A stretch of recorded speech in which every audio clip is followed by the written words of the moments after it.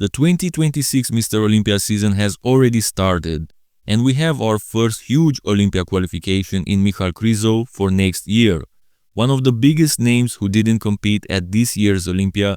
So the 2025 British Grand Prix, a 2026 Mr. Olympia qualifying show, just wrapped up, and Michal Krizo won in convincing fashion, bringing what might be one of his best versions ever.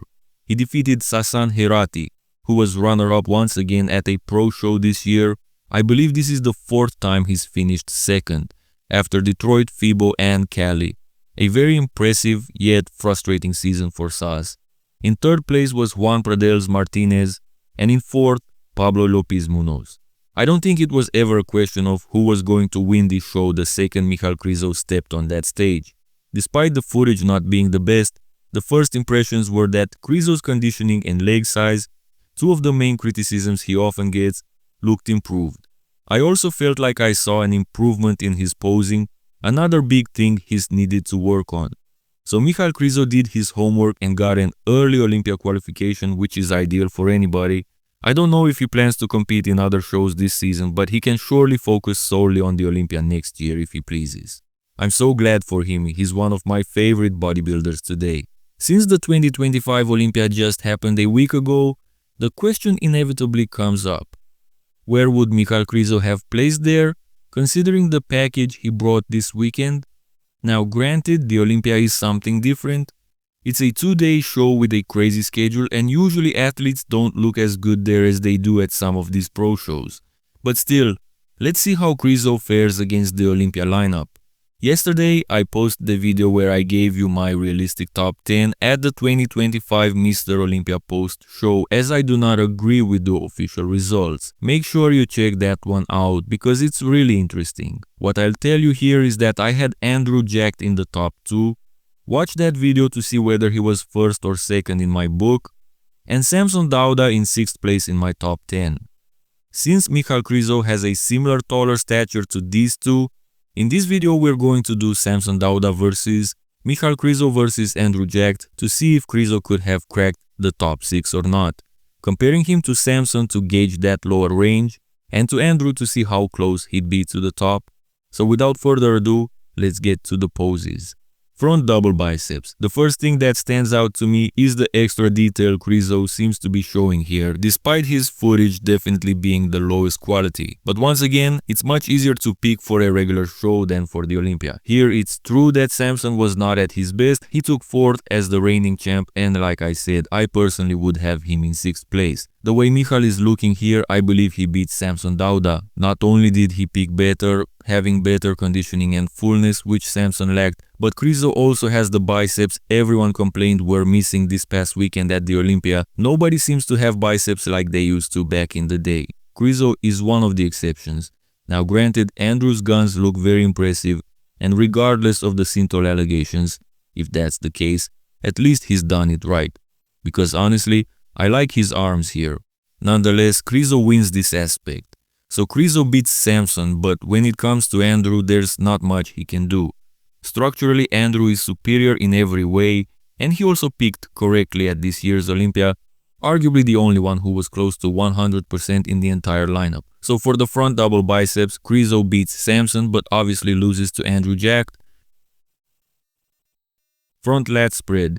Usually this isn't Krizo's most impressive pose. He has the width indeed, but he also has a pretty wide waist, dominant arms, and his lats don't flare impressively. But here, the pose looks improved.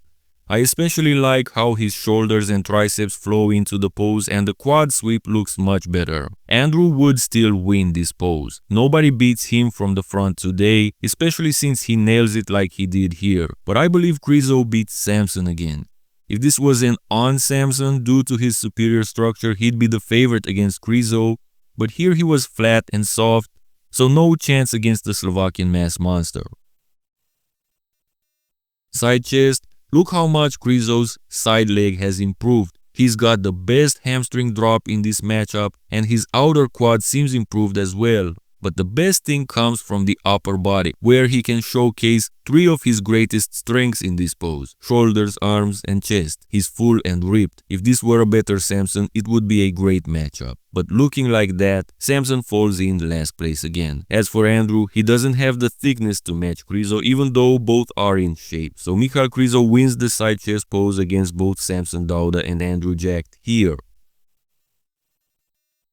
Back double biceps. Massive improvements for Krizo from the back. Just look at the quad sweeps, guys. His footage isn't the best, but you can still see the dryness through his glutes and hams.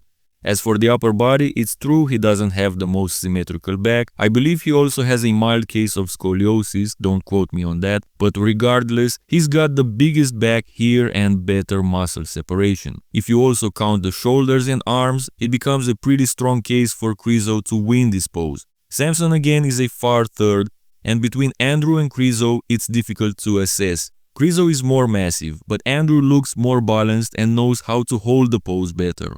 It's a toss-up, but I'd say Krizo could win this pose right here. Make sure to leave a like on this video as it helps with the algorithm, and subscribe if you find my content worth watching. Thank you. Back lat spread, once again Krizo's biggest issue seems to be holding the pose. Otherwise, he could be the favorite here as he carries more back muscle on his frame. But the way they're looking here, especially since this is a footage comparison, I believe Andrew has him beat. I'd almost argue Samson beating Krizo too, since the Slovakian seems to be struggling to hold the pose. What do you guys think? Is Krizo beating this downsized version of Samson in the back lat spread or not? I believe he could beat him, but he needs to hold his poses better. Side triceps. Despite the fact that Krizo has some of the best arms in the world, somehow his side triceps pose is underwhelming. His lateral head isn't the thickest, and the rest of his physique doesn't flow too well.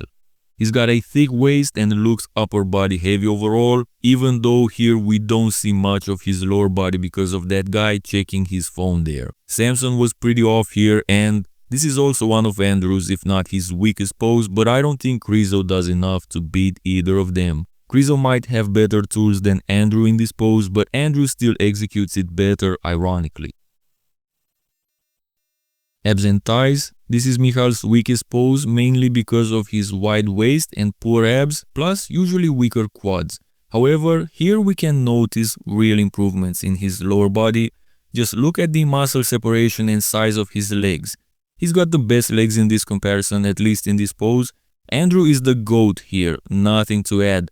But against Samson, I believe Krizo could beat him, because Samson looks really bad in the abs and thighs. Both look underwhelming, it depends how you want to look at it. Personally, I'd award the guy who's in better shape, Michal Krizo in this case. Most muscular, last but not least Krizo's strongest pose, and one of the best in the world, especially his crab variation. If Samson were closer to his best, this could have been an argument, and even though Andrew has tremendously improved this pose, they are simply no match for Krizo when it comes to the most muscular. His crab variation is arguably the most impressive in the world right now, making use of those insane arms, overall thickness, and conditioning he brought to the British Grand Prix. Conclusion: Michal Krizo convincingly beat this underwhelming version of Samson Dauda, meaning that if he had brought this version to the Olympia stage last week, he definitely could have cracked the top 6. As for Andrew Jack, pose by pose it might look close, but in reality, Krizo is not on that level yet, and arguably it could be very difficult for him ever to reach it. One of the biggest ceilings he'll encounter is the posing aspect, which is truly weak. I'm sorry to say it, he's improved it, but still needs more work, especially at the Olympia with the crazy schedule, emotions and stress. However, as far as the mandatories go, and judging by how Michal Krizo looks when he's in shape, especially in still photos, he definitely looks like someone who could be Mr. Olympia one day.